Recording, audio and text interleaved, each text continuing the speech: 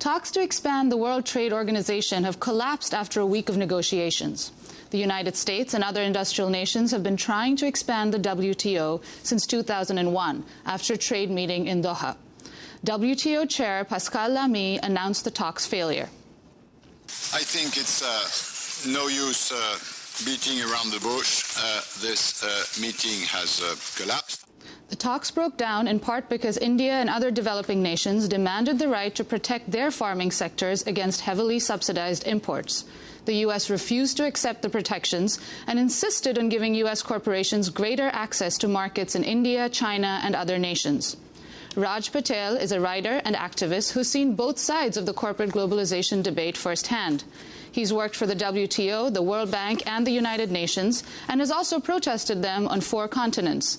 Currently, he's a visiting scholar at the Center for African Studies at the University of California at Berkeley. He's also the author of the book Stuffed and Starved, The Hidden Battle for the World Food System, which came out in April.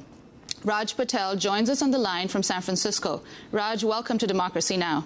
Good morning, Anjali. Good morning. Raj Patel, tell us, why did the WTO talks collapse, and does it matter? Well, the talks collapsed because India and China, but mainly India, demanded certain kinds of protections for its farmers if it was going to liberalize agricultural trade.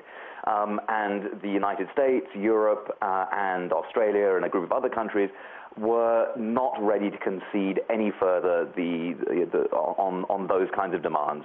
Europe and the United States had felt that they'd made enough concessions to India by allowing more visas for technically qualified personnel to come and work in the US and in Europe. And they felt that those concessions showed willing in certain areas of the negotiations. But India is in an election year right now, and traditionally when at the time of Indian elections, Indian politicians have to act a little bit more democratic. So while normally they're ready to sell down their rural population and to sell their rural population down the river and to agree to policies that imperil the food security of people in rural areas, during an election year that all flips around. And the Indian government has made commitments to fight farmers' debt, for example, this year, and they couldn't very well make big concessions around agriculture at the World Trade Organization, particularly because they're on the brink of an election cycle.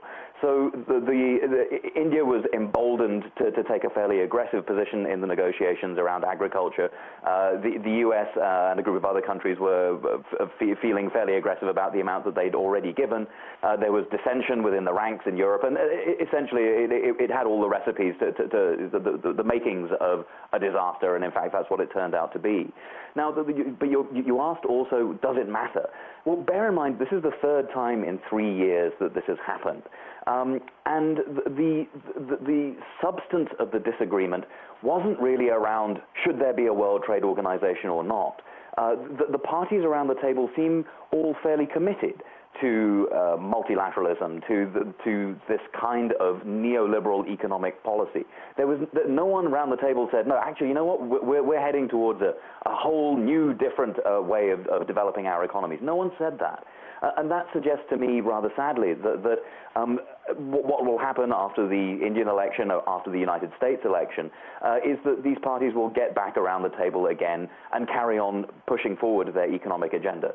And of course, the tragedy is that in the meantime, we're stuck with the inequities of the World Trade Organization policies that have been on the books since 1995. And those policies prevent developing countries from supporting their farmers, prevent developing countries from investing in their industries, and allow corporations, whether in developing or developed worlds, large corporations, access to each other's markets while penalizing the poorer citizens, either in agriculture in developing countries or in manufacturing in developed countries.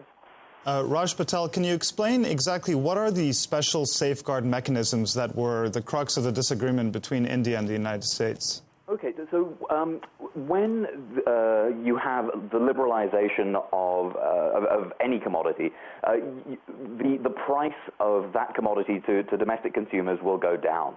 And all of a sudden, you have the danger of what are called import surges. Just to give an example of what an import surge looks like, in Ghana, for example, before a recent trade liberalization, the level of domestic rice production was around 60%. And after the liberalization, the amount of rice produced domestically was only 20%. In other words, a large segment, the majority of domestic rice producers in Ghana were wiped out by a surge of rice coming, in this particular case, from subsidized by the United States.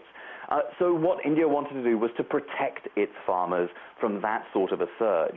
And the special safeguard mechanism was the way in which that surge would be countered. It was essentially a threshold beyond which India has the right to impose import tariffs. And India walked away from the table because that threshold was so high it was meaningless. Raj Patel, I wanted to ask you about the aims of the developing countries in the WTO talks. Shortly before the talks collapsed, Indian Trade Minister Kamal Nath claimed his chief goal was to protect Indian farmers. Well, I mean, as I say, in an election year, he would be foolish not to say that. But if you look at the way that the Indian government has been systematically reducing the amount of expenditure that has been given to rural development over the past 20 years, you've got to wonder about the depth of the Indian government's commitment to its poorest people, to the people who live and work in rural areas, and particularly, therefore, to women in rural India. But so I think this is a bit of a charade. But it's also important to remember that the developing countries aren't of the same mind. India was very keen to protect its farmers in this particular round or in this particular set of talks. But Brazil, for example, was very keen and very aggressive about promoting agricultural liberalization, because the Brazilian government represents the interests of huge agricultural exporting interests. Not small family farmers there, but vast agricultural conglomerations that look very much like the American agricultural conglomerations. And so Brazil's position was that they wanted a lot of liberalization. India, on the other hand, wanted very little in agriculture. So, I mean, there's a certain amount of disunity within developing countries, depending on what their exporting strengths are. And the impact, Raj Patel, of China joining the WTO in 2001, when China joined, there was a certain amount of excitement about, more countries from the global south joining the WTO.